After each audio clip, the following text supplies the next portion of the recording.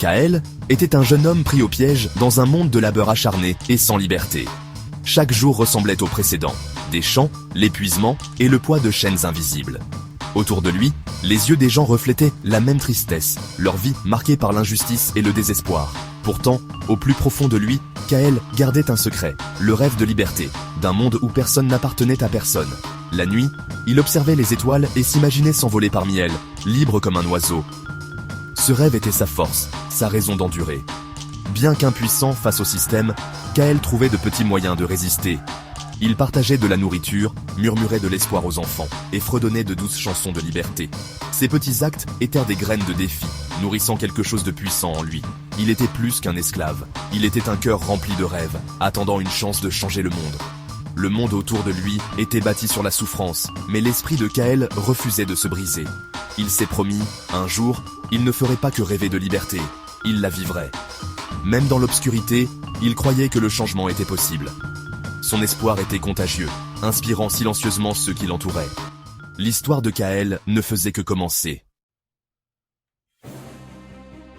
Une nuit, le ciel s'embrasa d'une traînée de couleurs éclatantes, un événement cosmique qui attira le regard de Kael. Alors que d'autres fuyaient, Kael s'approcha du site du crash, découvrant un cristal lumineux pulsant de la lumière des galaxies. Poussé par une force, il le toucha, et l'énergie déferla en lui, renforçant son corps, aiguisant son esprit. Le cristal disparut, mais Kael était transformé. Ses mains brillaient d'une lumière dorée, il sentait la terre et le vent comme s'ils faisaient ce partie de lui. Il réalisa que ce pouvoir était un don, non seulement pour lui, mais pour tous ceux qui souffraient. Kael marcha jusqu'aux portes de la plantation, leva la main et les regarda s'effondrer en poussière. Les chaînes tombèrent de chaque cheville, se transformant en sable. Pour la première fois, le peuple se tint debout, libre. Ce fut le premier acte de Kael en tant que héros. Il connaissait sa mission, combattre l'injustice, non seulement pour lui-même, mais pour tous. L'univers l'avait choisi pour être une force de libération. Le chemin à parcourir serait dangereux, mais Kael était prêt. Il ne se reposerait pas tant que chaque chaîne ne serait pas brisée. L'étincelle du cosmos avait allumé une révolution. La liberté avait un nouveau champion. Kael découvrit bientôt que ses pouvoirs s'étendaient au-delà de la force. Il pouvait voyager dans le temps. Sa mission s'élargit, combattre l'oppression à chaque époque. Dans la Rome antique, il inspira les gladiateurs et aida les esclaves à s'échapper, devenant une légende connue sous le nom de l'ombre de la liberté. Dans le sud des États-Unis, il aida le chemin de fer clandestin, dégageant les chemins et protégeant les âmes courageuses en quête de liberté. Kael ne chercha jamais le crédit, il donnait aux autres le pouvoir d'être des héros. À l'époque actuelle, il dénonça les formes modernes d'esclavage et de discrimination, donnant une voix aux sans-voix. Les chaînes n'étaient plus seulement du fer. C'étaient les préjugés, la pauvreté et le silence. Le champ de bataille de Kael était toute l'histoire humaine. Il lutta pour la dignité, la justice et l'espoir partout où il allait. Ses actions se répercutèrent à travers le temps, inspirant la résistance et le courage. Kael comprit que la lutte pour la liberté était sans fin. Chaque époque avait ses propres chaînes à briser. Il était un gardien des opprimés, une force silencieuse de changement. Le monde était vaste, mais la détermination de Kael était plus grande. Son voyage à travers le temps ne faisait que commencer. Kael rencontra d'innombrables héros lors de ses voyages, des gens ordinaires avec un courage extraordinaire. Dans une plantation des Caraïbes, une femme enseignait secrètement aux enfants à lire, défiant ses oppresseurs.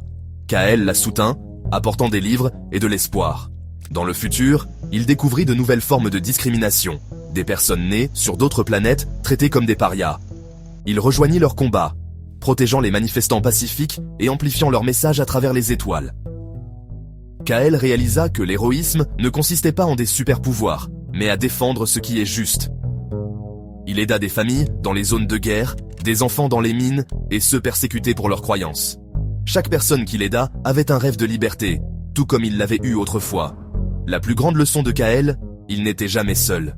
À chaque époque, il trouva des alliés, des gens qui luttaient déjà pour la justice. Son pouvoir était un outil pour donner du pouvoir aux autres, pas pour les dominer. Les vrais héros étaient ceux qui ne perdaient jamais espoir. Kael était leur soutien, le vent sous leurs ailes.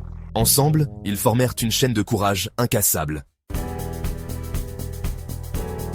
Kael vit à la fois l'obscurité et la lumière dans l'humanité. Il fut témoin de la cruauté, mais aussi de l'esprit indomptable de ceux qui résistèrent. L'espoir, réalisa-t-il, était la plus grande arme de l'humanité.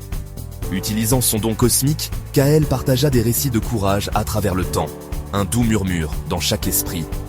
Il montra que la liberté est un droit pour tous, pas un privilège pour quelques-uns. Lorsque les gens s'unissent, ils sont inarrêtables. La mission de Kael continue, mais son plus grand espoir est de devenir un jour inutile. Il rêve d'un monde où chacun est valorisé et où les chaînes ne sont que des souvenirs. La victoire ultime viendra lorsque nous nous battrons tous pour la liberté, ensemble. Jusque-là, Kael reste un gardien silencieux, une promesse que personne n'est jamais vraiment oubliée.